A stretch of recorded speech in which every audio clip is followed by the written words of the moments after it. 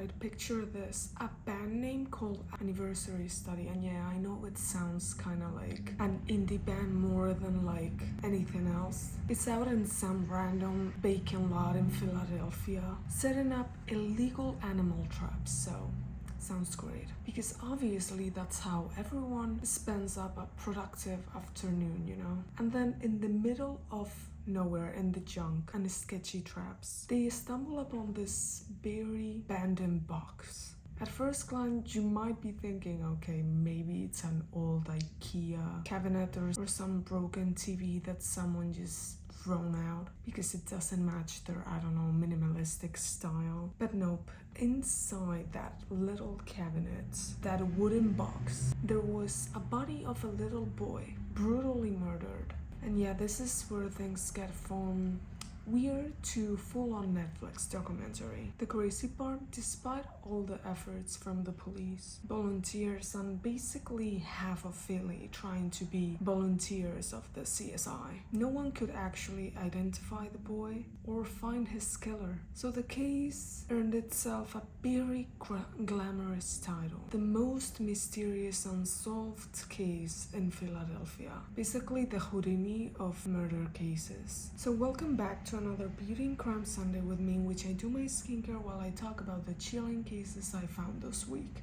And today we have a little boy in a wooden cabinet. So if you want to hear more about this story, stick around and let's actually start. In February 25, 1957, a college student named Frederick Benonis is wandering through the overgrown woods of Susquehanna Road in northeast Philadelphia.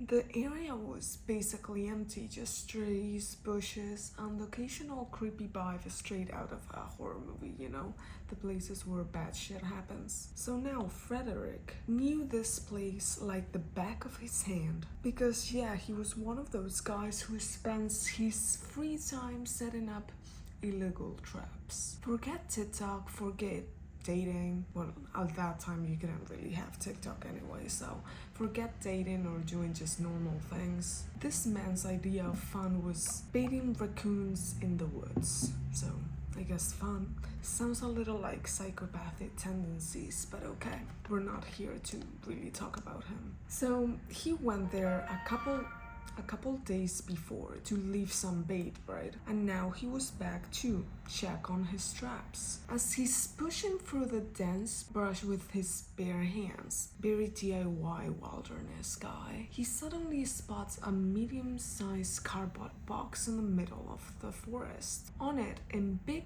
bold letters, it said, "Fragile, handle with care," which of course in the 1950s was code for something absolutely horrifying inside. So Frederick is immediately intrigued because hey, that box was definitely not there a few days ago, so naturally he decides to open it up because horror movies hadn't been invented yet and he didn't know that was a no-no in horror movies. He didn't watch any horror movies, so he didn't really had anything to teach him that that's how probably you get murdered. So inside he finds a very small figure wrapped in a blanket. For a couple of seconds his brain is just like, oh cool, maybe someone just dumped a doll.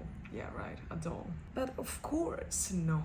It was the lifeless body of a little boy, only about like 4 or 5 years old. Now normal people at this point would probably call the police, no? But he was setting illegal traps, so he was like, oh wait, I've been setting illegal traps here. The cops are gonna probably care more about my traps than the murdered kid. So he panicked. So he did what any responsible person would do. He sprinted out of that forest and he decided not to tell anyone about it.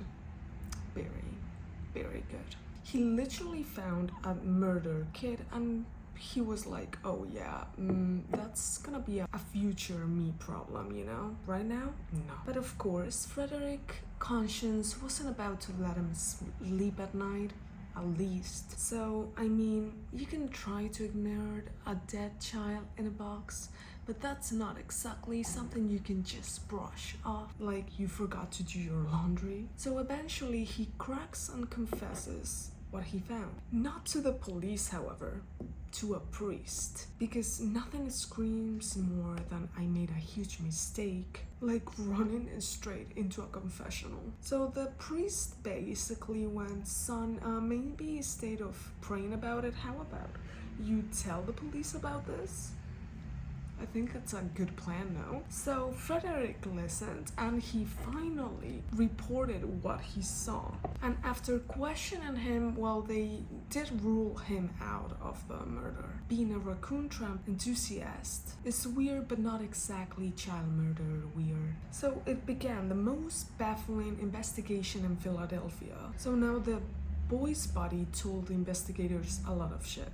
And none of it was really good. He was about 5 years old, covered in bruises, and clearly had been abused. His hair had been chopped off in a very super rushed kind of manner. Very sloppy. Like someone's first attempt of using kitchen scissors. So investigators even believe that probably the hair was cut right before the murder or right after. Creepy either way. So doctors also found some evidence about previous medical procedures in his stomach. But here's the actual kicker about this. The kid hadn't really eaten anything 3 hours before his murder. So combine that with a fractured skull, bruises all over him, and signs of very bad malnutrition, and you got a very hard picture of a child who has been through hell. The mystery deepened with not just who this boy was, but also when did he actually die. Thanks to the freezing February weather, his body was well preserved slightly, which made it nearly impossible to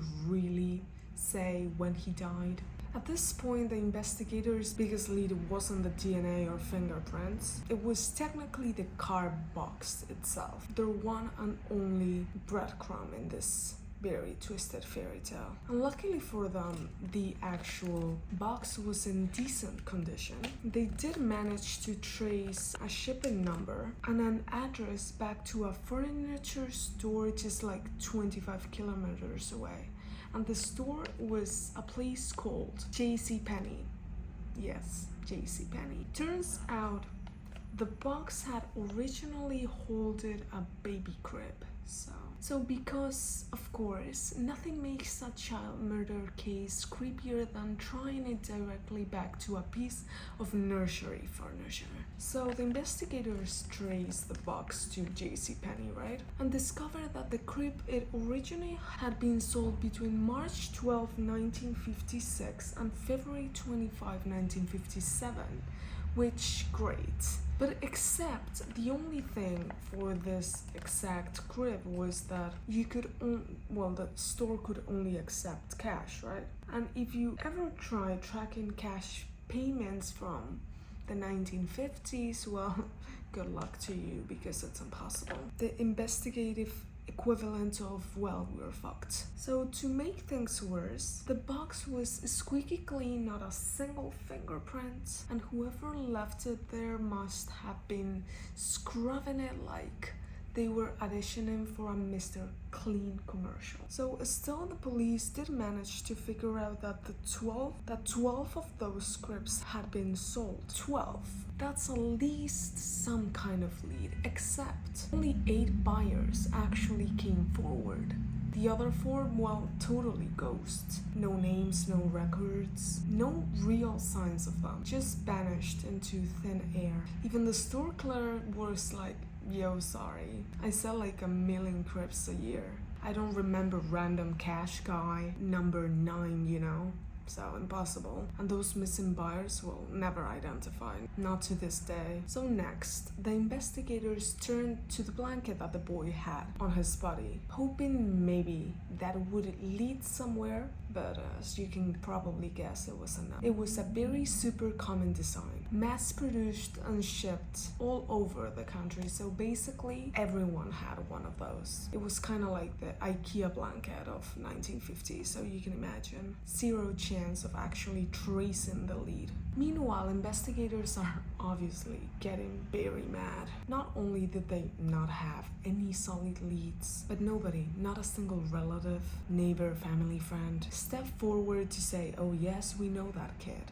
Nobody. So the police tried something a little bold, at least for 1950s. They dressed the boy, cleaned him up, and took post-mortem photographs, essentially turning him into a heartbreaking poster child of justice. Then they printed 400,000 copies of the flyers and plastered them all across the country. And the results, well, crickets. Not a single useful lead. Doctors also joined in, sharing details about the boy's surgical scars, hoping another physician might recognize the scars and being like, oh yeah, I remember that operation. But no one really came forward. Imagine operating a child and then years later seeing his face and just going, never seen him. So investigators even searched the whole area where they found the box for any clues they might have. They found, well, obviously nothing. Well, unless you count a dead cat wrapped in a great sweater. And yes, someone actually thought that might be relevant for a hot second. Spoiler, well, it wasn't. So fibers from the blanket were also sent to labs, checked against everything they could actually find. But again, nothing really matched. So every single lead was either a dead end or a joke. Despite massive efforts, it was like the boy didn't really exist. Nobody knew about him. And every attempt to identify it failed spectacularly. And the case was heading straight into a very cold case freezer. So by this point, investigators were so desperate for answers, they decided to call in a psychic. Yeah, because that's gonna make things better, because nothing really says solid police work like a crystal ball. So shockingly, the psychic actually gave him an address, so I guess it's better than nothing. And since they had literally nothing else, they were like, well, let's try this out. Turns out the address was only like 2 kilometers away, so very close by. And when they got there, what do you think they stumbled upon? An old foster home. Oh well, inside they found a crib and a blanket very eerily similar to the one he was in. So naturally this is sparked a brand new theory. Maybe the boy was a secret, an unregistered child, the foster's home stepdaughter. Well, this story is getting interesting, you know, because in the 1950s also, to be a woman with a child and no husband was seen out in no. So it was socially not acceptable. No. So the idea was that probably she had given birth in secret, never actually registered the child, and then when you can kind of guess the rest. But after decades of speculation, DNA testing in 1998 completely ruled that out of the table. It had no relation whatsoever. So that entire theory went straight into the trash. So fast forward to 2012. Police get an anonymous call from a woman with a truly nightmare story about this. She claimed her mother had bought a little boy in 1954 and then spent years torturing that boy, physically and psychologically, until he actually died. Sounds like a plot of a horror movie, right? But investigators actually quickly dismissed this whole story after realizing that the woman had a very long history of mental health, and her account just did not line up with the evidence they found. So another dead end. And so after the psychics, after the DNA, endless leads, and even a dead freaking cat in a sweater, the identity of the boy in the box remained a mystery for decades. Every clue just evaporated. The case was so haunting that it became known as America's Unknown Child, a nameless, voiceless little boy whose life was very short, and his tragic life left more questions than really answers. So yeah, if you ever thought your job was frustrating, just remember the Philadelphia police in the 1950s, chasing psychics, interviewing crib salesmen, and ending up with nothing. Turns out the woman who made that anonymous call had serious mental health issues, so yeah, that also lead to nothing. So fast forward a couple of years and investigators finally got approval to exhume the boy's body. So they used modern DNA techniques and genetic genealogy to try and track down someone of his family, maybe a cousin, very far relative maybe. And after 65 years,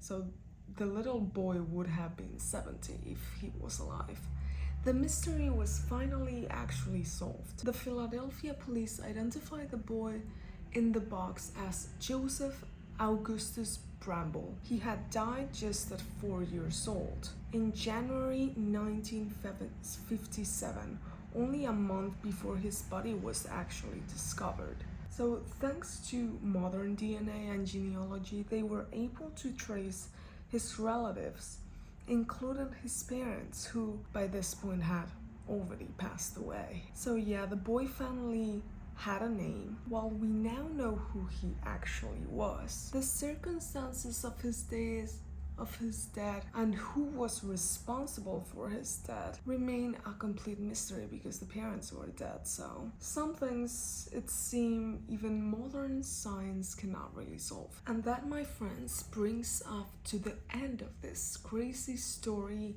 with not a lot of answers. If you enjoyed it, please go ahead and smash that like button, and also you can comment on cases that you might want to hear from your countries, or any different recommendations you might have. I'm always reading those comments. So thank you for watching.